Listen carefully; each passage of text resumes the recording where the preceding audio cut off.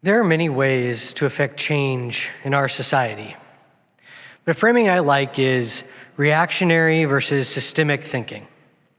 Reactionary thinking stems from the desire to do something, to alleviate the feeling of pressure we have inside of us when we see a change that needs to happen, and to take the first action available. Reactionary thinking can be helpful in certain situations, and sometimes it is the only solution. But systemic thinking is often the way true change is accomplished. By allowing that feeling of pressure within us to burn slow and low, and to work on the systems that have the power to affect change in a strategic way, we are able to not only change the specific issue that we are focused on, but sometimes even the system that led to the issue in the first place, creating a robust and comprehensive change that can last. A good example is the difference between an executive order from the president and a bill that passes through both chambers of the House. An executive order can be reactionary. It can be a quick and dirty fix, which can be equally easily undone later. The passage of a bill can be systemic. It takes hard, slow work to gather the votes and negotiate alterations to get the bill through. Once codified into law, though, it's quite hard to overturn. This week's portion concludes a story from last week's, focused on Pinchas, Aaron's grandson.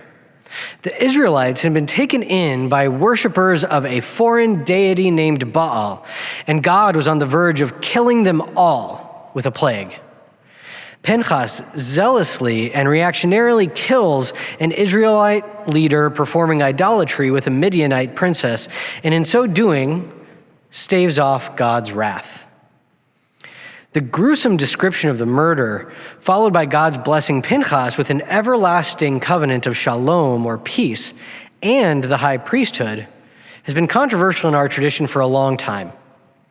The rabbis of the Talmud wrote, "This atonement is worthy of continuing to atone forever," meaning that God's reception of Pinchas's reactionary action was never to be repeated again. In this way, the rabbis turned Pinchas's reactionary action into systemic change. It becomes a salvific, singular act that not only saved thousands of lives in that time, but continues to atone for us today without further bloodshed. God no longer sought to avenge misdeed and widespread death, and Pinchas' new role as high priest transformed the human bloodshed to that of sacrificial animals. The second story in our portion is one of systemic thinking from the outset. 5 women, Machla, Noah, Hogla, Milcah, and Tirzah, often referred to collectively as the daughters of Zelophehad, seek to change a law in Israelite society. They have no brothers, and their father has passed away.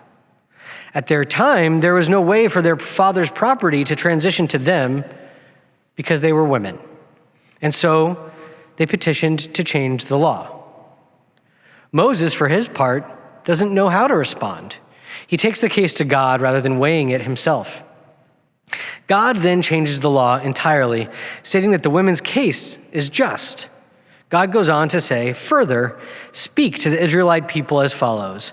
If a householder dies without leaving a son, you shall transfer his property to his daughter." This is a massive shift in Israelite society, providing a way for women to own property in their own right. As Dr. Tikva Freimer-Kinsky noted, the limitations of women's property rights is the economic linchpin of patriarchal structure. The basic fact that women did not normally own land in ancient Israel made them economically dependent on men. But the daughters of Zelophehad and the rule that they initiated let some women escape this dependence. Our tradition lauds these women for their wisdom, their canniness in law, and their righteousness. This is, at least in part, because of their systemic thinking.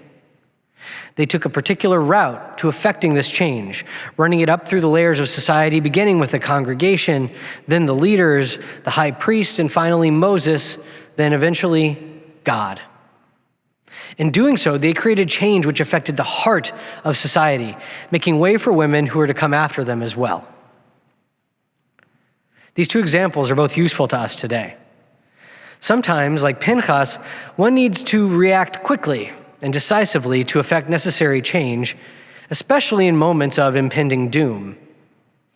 Sometimes, like Machla, Noah, Hogla, Milcah, and Tirzah, one needs to be shrewd, strategic, and thoughtful in their actions to effect change, working the system to make sure the change is not temporary, but instead alters the very system itself.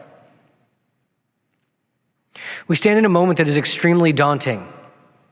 Over the course of the past 50 years, anti-abortion politicians and activists have methodically pushed towards the overturning of Roe versus Wade by using all of the power and strategy they could muster. And they're continuing to push, for they are not only anti-abortion, they are anti-contraception and anti-women's rights in general, as has become clear through many state laws passed in the wake of Supreme Court's ruling. For instance, in Missouri, a law has been passed that disallows pregnant women from becoming divorced. And further, 195 Congress members just this week voted against a bill granting a guaranteed federal right to contraceptives, meaning the bill passed by a margin of only 33 votes. Although it may feel like the kind of action we want to take in response to all of this is closer to that of Pinchas, for those of us who support individual choice when it comes to abortion, our work must lean towards the example of Machla, Noah, Hogla, Milcah, and Tirzah. We're dealing with the chaotic, confusing, and complex machinations of the American legal system, so we need to think long term. We need to act with caution to make sure that any action that is taken brings us a step closer to our goal. And we need to look to those who have already been acting to protect the most vulnerable among us, such as those organizations partnering with In Our Voice, National Black Women's Reproductive Justice Agenda. The best way right now that we can help is donating. The National Council of Jewish Women have set up a fund to support just this action, and they are very much in need of ongoing donations to fight this battle. It is certainly less cathartic to fill out your credit card information online than many other possible reactions, but it is certainly the wisest course of action to take right now. If you'd like to learn more about how to get involved, please go to ncjw.org. And please, if you are able, donate to the Jewish Abortion Access Fund on that website, which is supporting both on-the-ground care for those in need, helping them with transportation and health care, and legal fees for those working to do the necessary, deep systemic change. May we each, in our way, contribute to the ongoing push towards a world that protects the rights of those most vulnerable, that provides care, compassion, and liberty to all those seeking equality before the law, that lives up to the promise of a God willing to change laws on behalf of women speaking truth to power for their rights. Ken Yehi Ratzon.